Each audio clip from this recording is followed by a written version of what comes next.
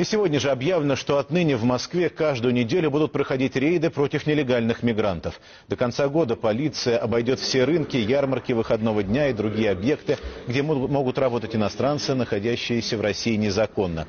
Одновременно будут проверять и жилье. Навести порядок в этой сфере начальнику столичного главка МВД Анатолию Якунину поручил мэр Сергей Собянин. Мы в течение года работаем по выявлению квартир, которые сдаются в аренду без соответствующих договоров и без постановки на учет тех, кто там проживает. Выявлено по оперативным данным порядка 130 тысяч таких квартир.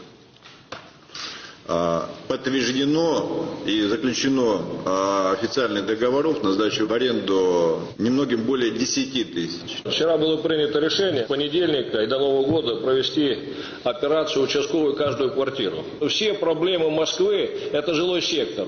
Там весь криминал, там наркотики, там притоны, там оружие. До тех пор, пока мы не будем знать, кто живет в наших домах, пока большая часть из них не будет зарегистрирована, у нас всегда будут возникать серьезные проблемы и с общественным порядком, и с информацией о том, сколько и кто проживает в нашем городе.